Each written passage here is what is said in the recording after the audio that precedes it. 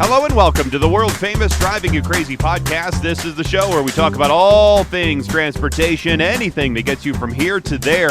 I'm the traffic anchor and the transportation reporter for Denver 7 News, Jason Luber. If you would like to rate the show, I sure would appreciate it. And if you would like to be on the show, you could always give me a call on the listener hotline.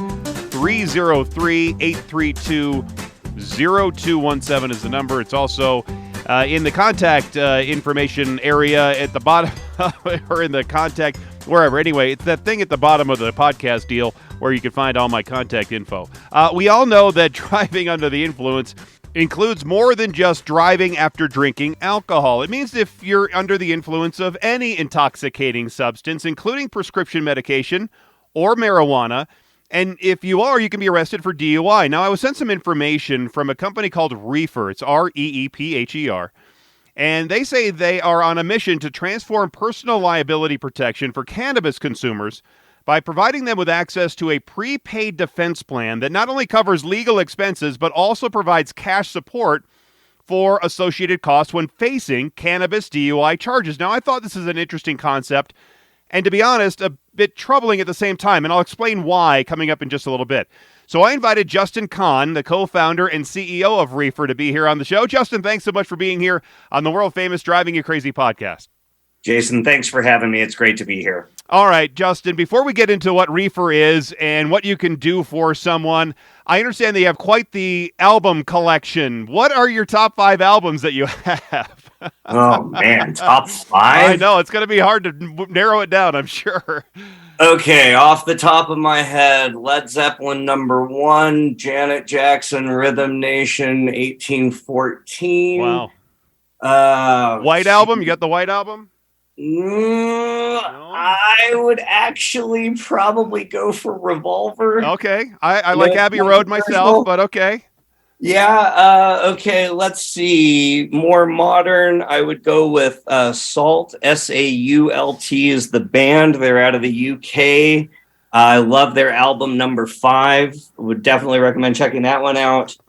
And let's go old school. Let's go Fatboy Slim. Ah, there you go. There you go. Yeah, I understand. It's a pretty wide collection. Mm-hmm. Excellent. All right. So correct me if I'm wrong as we talk about this, but in the current way traditional insurance works, I insure my property. And since we're talking about DUI, I'll talk about a vehicle. So if something unexpected happens, like a crash, the insurance company will pay out to the limits of the policy coverage for damage to the property, mine and maybe somebody else's, whoever's involved in the incident. And if the driver was under the influence, any repercussions are not covered via this property insurance. But your insurance policy does, right? It doesn't cover property, but through Reepher, it covers me against legal issues. Well, let me tee this up a different way. We came together to create a new type of financial services product. And the reason why I call it financial services is because in some states we're considered a financial services product, and in other states we're a regulated insurance product. But basically the premise is that we think that there needs to be a new type of product that protects people from the financial consequences of their own behaviors, which are not illegal, but if you end up on the wrong side of the risk, it can be a costly endeavor to get yourself out of. So using your example of car insurance is going to cover the damage to the other person. If you have the right coverage levels, they'll cover damage to your vehicle. If you hurt an individual, it would cause that as well. But if you are deemed under the influence for any substance, that's where the traditional insurance stops. And that's where there is a gap of coverage for individuals that end up in a situation where even if there is no damage, just the mere accusation of being under the influence can be very costly for an individual, because they still have to go through citation, carto impound, hiring a lawyer, and having their day in court. And all of that is a significant expense. And so that's what Reepher steps in to cover, is that we pay for not only the legal expenses, but for the life disruption expenses that come with just having to navigate through this process. So we can almost call this basically behavior insurance. And if so, then do you cover all types of behavior? Like if I was celebrating the Nuggets NBA championship at the parade, right? And I climbed onto one of the traffic poles and I was arrested by the police, not just the cannabis related offenses. Or do you cover both or just one? Well, Jason, I love that you hit the nail directly on the head. Where Reepher and the products that we have launched underneath the Reepher brand are really our introduction into behavior insurance. We actually own the domain behaviorinsurance.com, and eventually where this company goes is that, to your point, you will be able to go and pick the behaviors and pick and build a coverage package to cover you in your daily life. Now, that is part of the coverage that I'm somewhat concerned about, because when purchasing your coverage, a person is pretty much admitting that they're going to either do something bad, maybe do something bad in the future, but at least has the idea that they can do something bad, or going to drive after using marijuana, and this coverage is going to be there when they get caught. It's a great point, Jason. You really have to look at it from the standpoint and ask, and your listeners should ask this question: are we incentivizing bad behavior? Right. My answer to that is no. And the reason is in Colorado, look at how much revenue comes in, how much sales come in through cannabis, and how much revenue comes in from the state. The reality is that your listeners, if they consume cannabis, are most likely, if they were subjected to a state-sanctioned drug test, would fail. And because of that, and let me just say, that's because of the way that the drug test and that the drug laws are in place, is that they're based on an alcohol system. But when it applies to cannabis, that model doesn't really make sense. The only tests that are admissible in court are fluid tests. So that would be blood or urine. And what they test for is presence. There is no test for impairment other than a police officer's perception. And so if a police officer suspects or accuses an individual of being under the influence, the only way for an individual to defend themselves is, first, they have to be cited, arrested, their car is towed and impounded, they're taken to jail, fingerprinted and ID'd, forced to submit to a fluid test. And then if there was no damage, they get released on their own recognizance. And in Colorado, I believe that there is a nanogram per milliliter threshold. And so if it shows that there is THC in an individual system, and if a police officer says, plus my evaluation of the individual led me to believe that they were under the influence, that is enough to charge an individual with a crime. My guest is Justin Kahn. He's the co-founder and CEO of a company called Reepher, Reepher. We're talking about their cannabis DUI coverage. You can get them on the internet at reepher.com. There are two different concepts here, though. You're talking about, in one instance, that you're trying to help people who might be still under some kind of influence of cannabis, maybe a day or two, because it acts different, stays in the body differently than alcohol does. But you're also, at the same time, you say that you're not incentivizing bad behavior, but you're covering bad behavior before somebody does that bad behavior. Well, Jason, but you're making an assumption that I would like to correct. Okay. An individual who consumes cannabis is not having a bad behavior. An individual who consumes cannabis is allowed by the state law or is prescribed cannabis. And so an individual who consumes cannabis is not breaking the law. But when they get behind the wheel, they do. Well, let me just go one step further. Okay. So if an individual who is a regular consumer of cannabis, and by saying regular, they're consuming cannabis 1 to 2 times a week. Cannabis, THC, and other cannabinoids are fat soluble. They stay in your system long after any impairment has faded and long after an individual has consumed. So what ends up happening all the time is that an individual who consumes cannabis legally, who is not driving impaired, ends up in a situation where a police officer accuses them of being under the influence. And when they arrest them and drug test them, and you have cannabinoids or metabolites showing up in your system, that can be enough to charge an individual with a crime. Now, a good defense lawyer can defend an individual in court and explain the difference between presence versus impairment. But what I'm saying is that the cost associated with getting your day in court are extremely expensive. They're on average between about $10,000 to $15,000. And that is the coverage that Reepher steps in to make sure that if an individual ends up in this situation, that they have a financial safety net to cover those expenses. Right. But that is assuming that somebody is responsible and using cannabis a couple of days ago and then being pulled over and going through the legal system, as you just explained. But that coverage that you offer also covers not only that individual in that situation, but somebody else who just left the dispensary, was smoking up in their car, is driving home, and then gets pulled over for a cannabis-related DUI.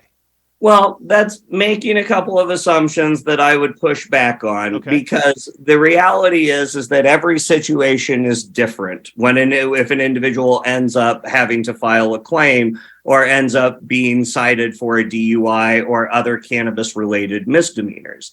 So we look at every situation as they come in. If somebody is rolling down the street smoking cannabis, that's in the police report.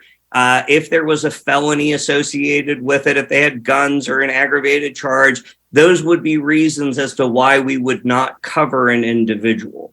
At the same point in time, if an individual has other drugs in their system, that would be a reason to not cover an individual. And the biggest one, Jason, is if they have alcohol in their system. Those are not DUIs that we cover, because we really have designed this product suite to focus on what we consider to be the responsible cannabis consumer. So you're really then, where I didn't see it very much in the literature that's on the website, you do have limits to the coverage for certain behaviors. And you said you have behaviorinsurance.com, so there have to be then certain behaviors that you are not going to insure. So I can't get insurance for wanting to beat the heck out of my neighbor for his dog barking all night long. That's correct. And the one thing I would just say as it relates to the bigger concept of behavior insurance is that the way that we're looking at this is like live your life coverage. Everyone lives their life, right? And at the same point in time, if they end up on the wrong side of a risk of a decision that they make, that there can be expenses that come with that. And traditional insurance and financial services product don't cover those life disruptions.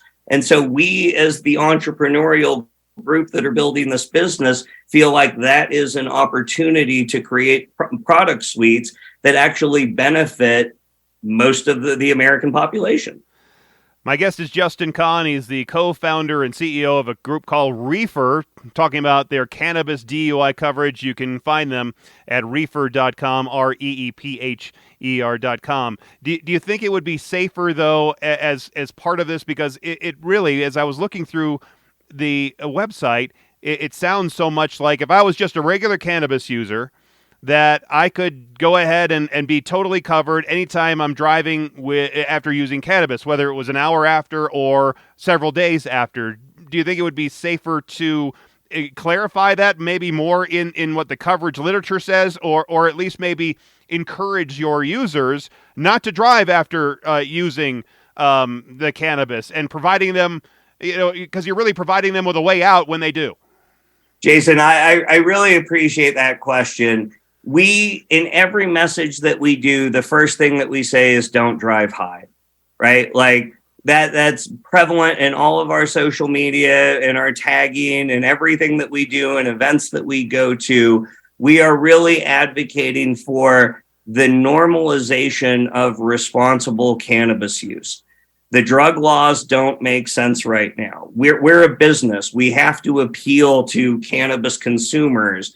But at the same point in time, what we have been doing as we have been building this business is educating the public about the risks, the challenges with the drug testing, the challenges with the way that the laws work from jurisdiction to jurisdiction.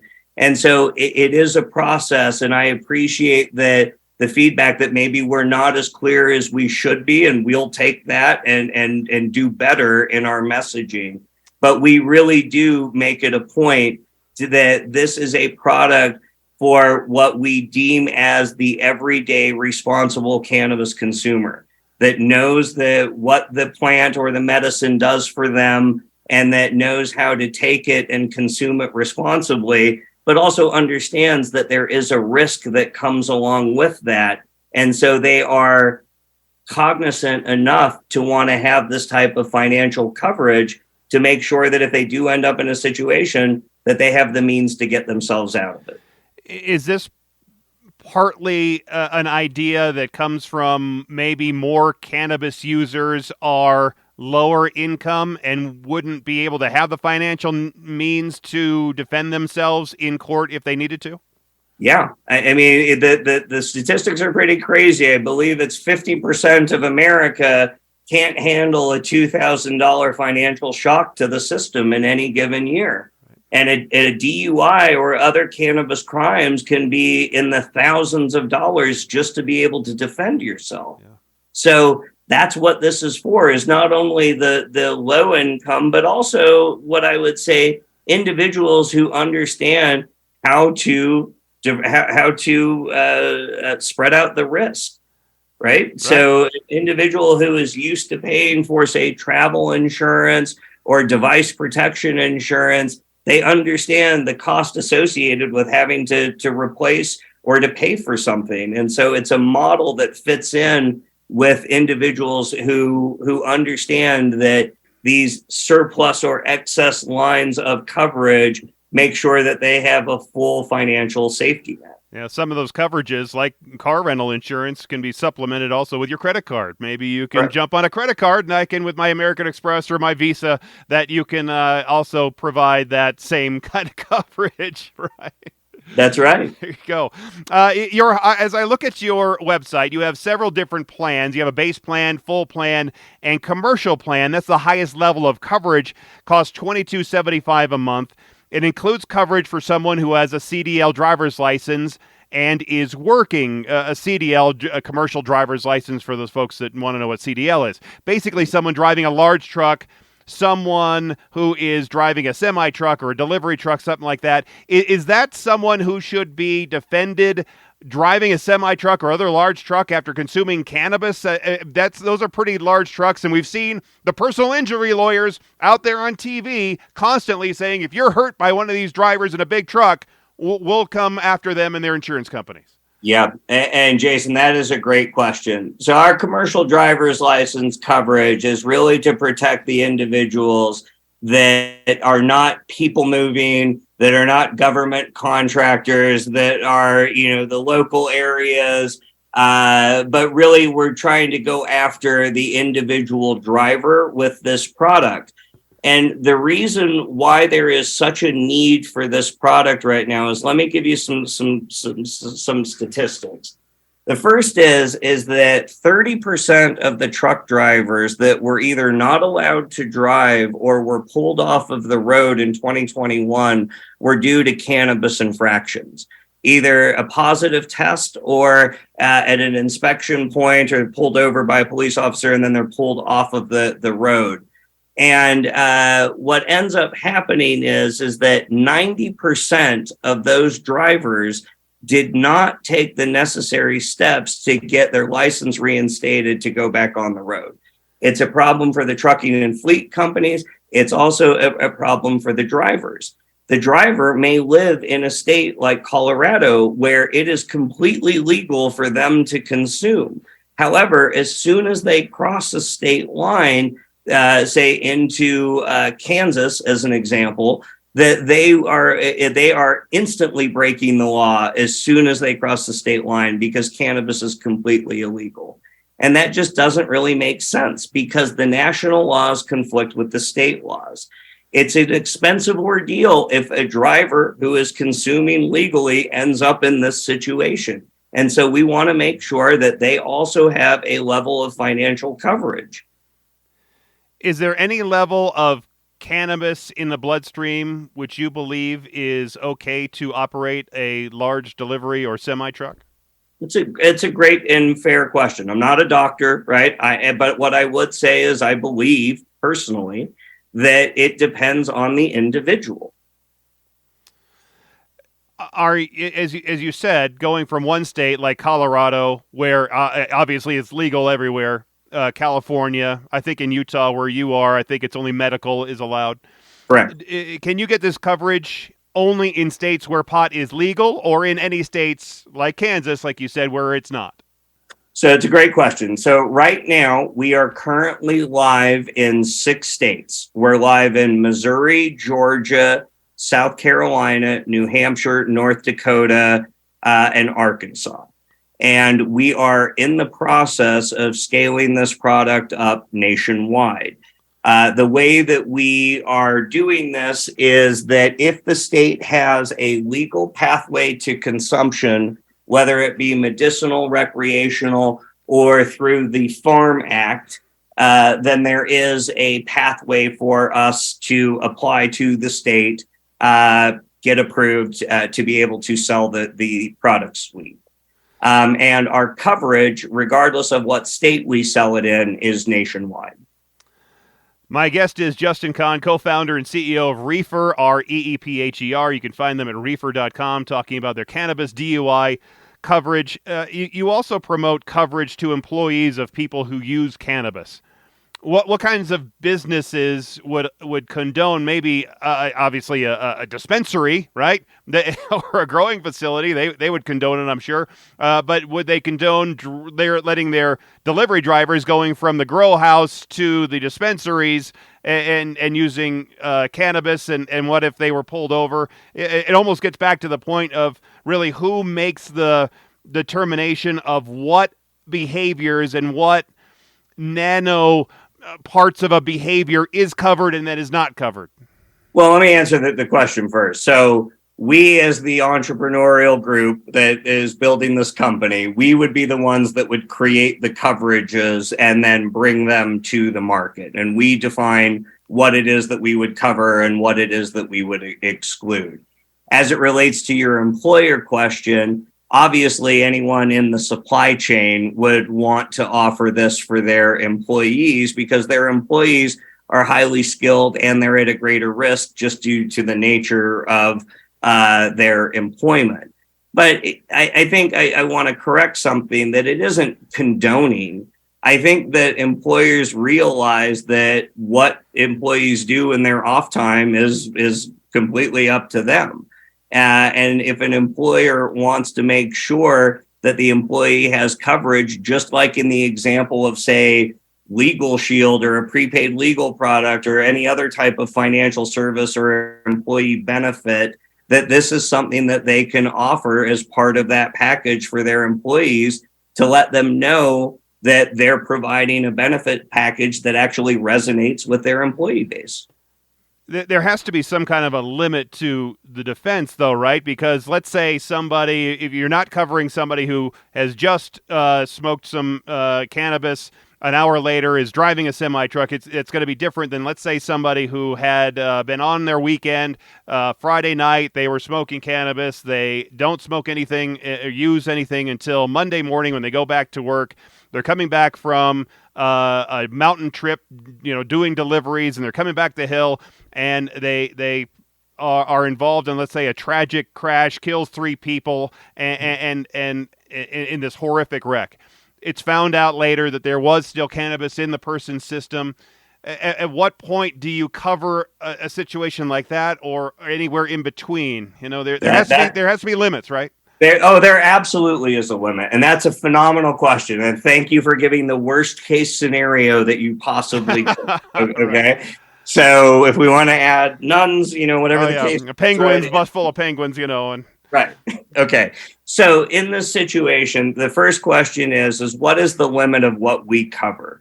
We pay for up to $8,000 towards the legal expenses. So that could be lawyer, expert witnesses, whatever comes about as relates to that. But our cap on what we pay for is up to 8,000. Then we also offer a total of up to $7,000 for what we call as the life disruption expenses. But those are broken down into subcategories. So we pay up to $1,500 if your car is towed or impounded. We pay up to $1,500 if you need to take time off of work to appear in court.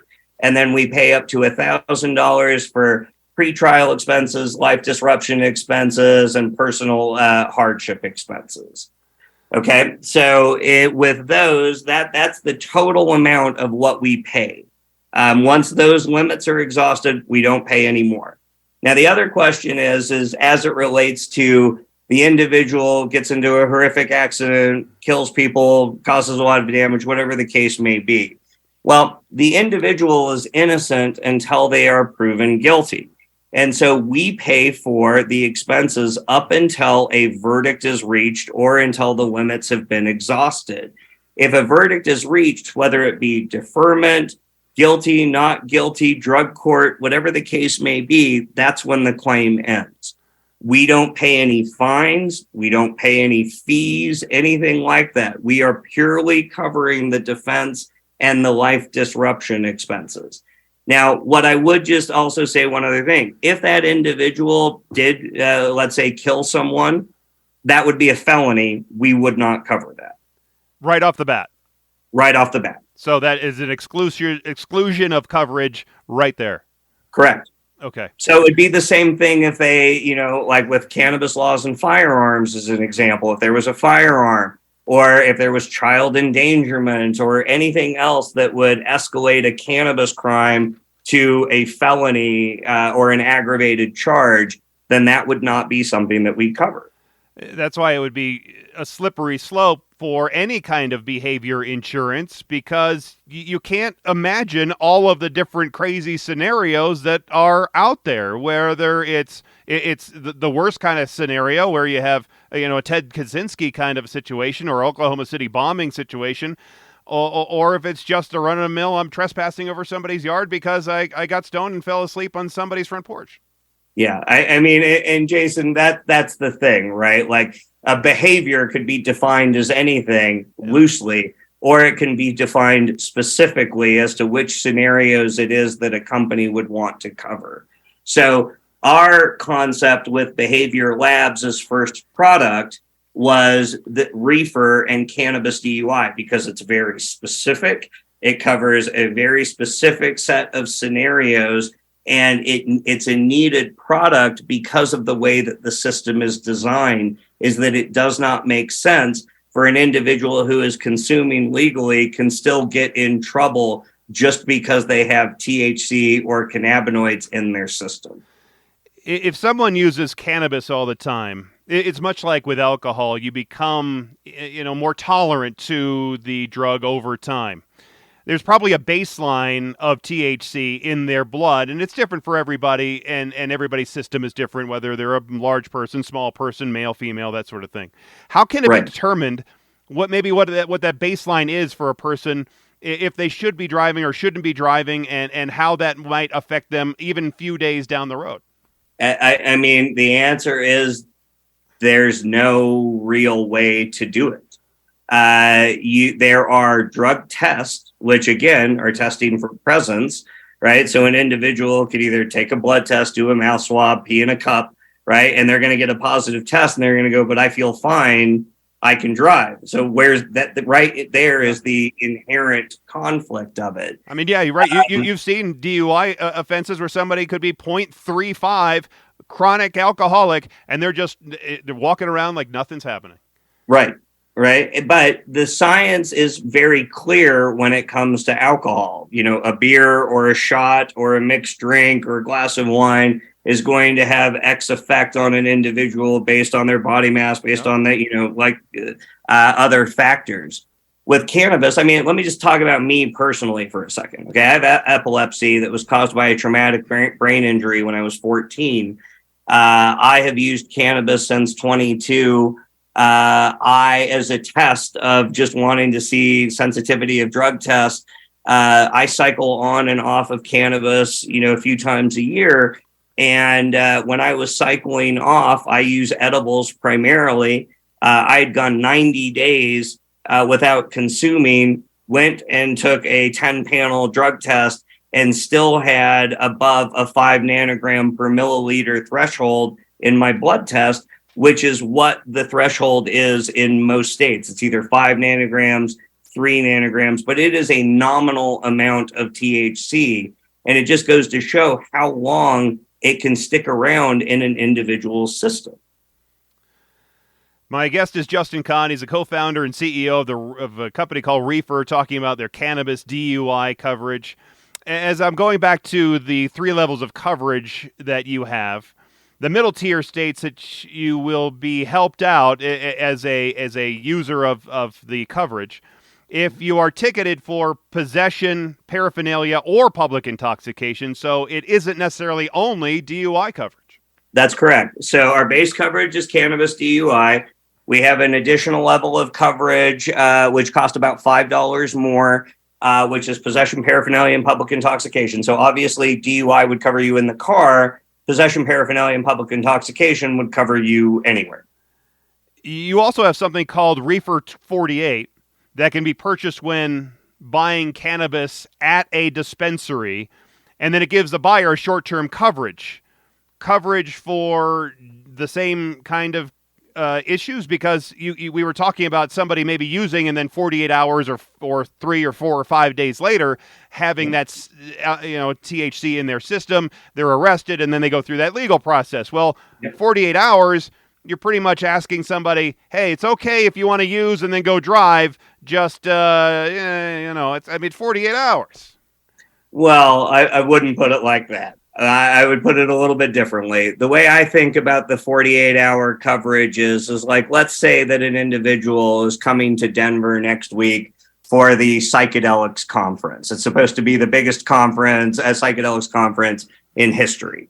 And an individual comes there, they legally go to a dispensary to purchase to purchase their product, and they are presented with this $3 48-hour cannabis crime coverage. It's $1,000 total benefit. And basically what it covers is any expenses that could come during the first 48 hours of potentially being accused of a cannabis crime. So if an individual receives a cannabis citation, it pays out $150. If their car is towed or impounded because of the citation, it pays out $250. If they're arrested because of the citation, it pays out $350. And if they need to be bailed out of jail, it pays out $250. But basically what it's designed is just, if any of those things happen after you purchase your cannabis, there is a financial safety net that can help at least offset some of those expenses. We don't just limit it to DUI. We say any cannabis misdemeanor citation. How did you come up with the coverage costs? So $3 for the 48-hour coverage, $15 for the others, $20 for the full plan, $22.75 for the commercial plan. How did you come up with those costs that would cover what you would have to shell out? I mean, insurance companies, they're notorious for overcharging because they have to have a large base of people paying in, because then they have to pay out pretty large settlements. Yeah. Well, okay. So a couple things there. That's the beauty of our product design, is that we're able to keep the cost low and the benefit amount high because we focus in on the behavior, right? We're not trying to be we'll cover anything, any situation. We can focus in on the behavior, and that allows for such a big benefit. The other part of that is that on the pricing, there are people who are much smarter than me that we came to with the idea and said, okay, this is what we want to offer from a benefit perspective, because this is how much the costs are associated with different phases of navigating through a process like this. We said, here's what we want to offer. And then they helped us figure out what it is that we needed to charge for it. In the states where you are operating, can I buy the coverage there and then use it in the states where you're not, or vice versa? Can I buy it and then go? Do I only get coverage in those states, or can I get, since you're not in Colorado, I then can't buy it here and then use it here? Well, we're not in Colorado yet, but we will be soon. And the way that we're currently set up is that if you live in one of the states where we offer coverage, then that covers you not only in the state that you live in, but in all 50 states. Okay, but I have to be in one of those states first to get the coverage, and then I'm covered. You have to live in one of those states. That's correct. I also saw from your LinkedIn that your first job was listed as a claims adjuster. Is that where maybe this idea sprang from? So I've actually been involved in insurance off and on throughout my professional career. I started off on the financial services side, then was a life and health and property and casualty agent. Then I worked as a natural disaster claims adjuster. And then I went a totally different route and started a telemedicine software company and built that and sold it over a 10-year period. And then came back to insurance and financial services because there's just a lot of opportunity to help people out in ways that aren't, what would be considered traditional insurance products. Right. Do you consider yourself in the cannabis industry or in the insurance industry, or maybe a combination or neither? I consider myself an entrepreneur that likes to take on really big problems where solutions don't exist. And so I kind of think of myself as multifaceted, and I like to look at things that people are afraid to go after and say, well, let's see if we can figure out a solution for it. Do you have any stories, as I'm speaking with Justin Kahn, the co-founder and CEO of Reepher, about their cannabis DUI coverage? Do you have any stories about the people that you have helped in a way that you were hoping for when you first started this? Yes. Yeah, we do. So people that we have helped have been professionals, family members, young people just starting off in their careers, but people who understand that consuming cannabis is not a bad thing, but it could potentially get you in trouble with the law if you end up in one of these types of situations.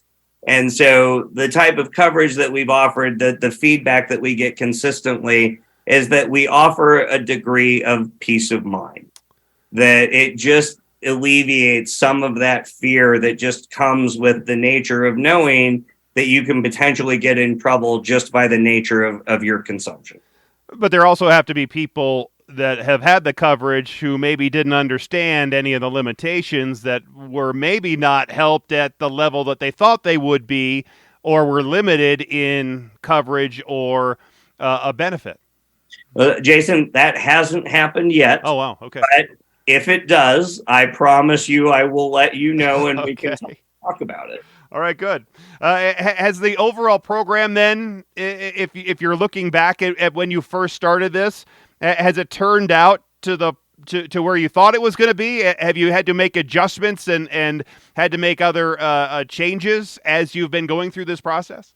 Absolutely. I mean, any good startup learns from the products that they create and what works and what doesn't work. And then they go back and they tweak and they adjust, and then they come back and then they get more feedback and they tweak and adjust. I mean, that's a never ending process. And if your listeners have ideas on other products that we should offer or things that we can do to increase our current coverage, I'd love to hear about it. And you have to have, at least right now, other ideas about what other kind of coverages that you might be offering. Would you offer more extensive coverage for other cases that might be more serious than what you cover now, or less serious cases than what you cover now? Absolutely. Like, so I'll pull back the curtain and tell you the next product that we're working on under the Reepher brand. We talked about the trucking industry and we talked about what the individual driver is experiencing. Well, there's also a huge expense that comes to the trucking or the fleet company or the employer of the driver because they have to replace the driver, they have to retrain the driver, put them through a class. So we're creating right now a loss of income extra expense product for the trucking and fleet industries. So if they do lose a driver due to a cannabis infraction, that we would reimburse the trucking or fleet or employer some funds to help cover those expenses to either replace the driver, help the driver remediate the situation and get back on the road, or if they need to send a driver out to replace someone that was pulled off of the road, that they have those funds to be able to do so. Why not help out, let's say, folks who have an alcohol problem and only the folks that are using cannabis? Great question. And nothing against any of my brothers and sisters that consume alcohol, but that is not something that we are going to cover. And the reason is because, as I said before, the science is pretty clear, right? We're not trying to incentivize people to go get messed up and get in their car and drive. What we're trying to say, and I hope that this message becomes clear beyond don't drive high, is just that if you consume, you're at risk. And if you want to protect yourself against the risk of consuming cannabis that from financial consequences, you have the means to do so with the Reepher product. It's pretty fascinating there, Justin. As you look forward to the future, what do you see happening with your business in the next 5 years or 10 years? Do you see yourself growing exponentially? You're going to be in all the states. Do you see having hundreds of thousands of people covered under your plans? I do. I see that Reepher will continue to add product suites under that brand. I also see that we will launch behaviorinsurance.com as its own platform to be able to seek additional coverages that an individual can purchase besides cannabis consumption. And I see us being in all 50 states in the coming months as an innovative product. And I think you're going to continue to see us create, launch, and scale multiple behavior-based products over the coming years. I think one coverage that I would need is for at least behavior insurance for yelling at the people that are speeding in front of my house. That bugs me more than anything, and that'll get me in more trouble than anything as I stop them and say, why are you going so fast across? I mean, seriously, it's a residential neighborhood. Well, we'll look into making a yelling coverage, Jay. See? So that's not a bad idea. Yeah, a couple of bucks and, boom, I'm there. And that way you can get me out of jail when the sheriff's office says you can't be yelling at people or throwing tennis balls out in the road to get these people to slow down. That's right. I believe they call that a public nuisance. Here you go. I am a public nuisance. Thank you very much. Justin Kahn, co-founder and CEO of Reepher. Thanks so much for joining me and explaining what this is all about. I think the listeners will have a better handle on what it is and what you cover. And so I think it's a fascinating idea, and best of luck to you in the future. Jason, thank you so much for your time and for helping us get the word out about Reepher. I really appreciate it. Again, I think it's a very slippery slope. A good idea all at the same time. There's no doubt that there have been people who have been accused of doing things that they haven't done. And there are others who have been harassed for doing something that either was that they didn't do or was perceived for doing or they've just been harassed by law enforcement. Now, I am a supporter of law enforcement, but I'm also a supporter of people's rights and not to be harassed or messed with for no reason. And sometimes you've seen it. There's always conflicts between a lot of the times a law enforcement person could handle situations better and not escalate them so dramatically and just there's a balance there.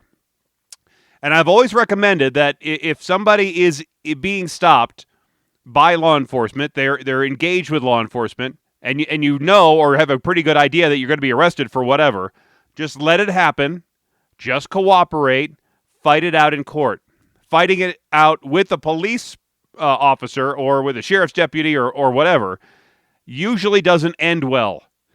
And so it's better just to let them don't have to talk to them, let them arrest you, sit in the back of the car, go do the whole process. Yes, it's a hassle, it's a pain, it costs money.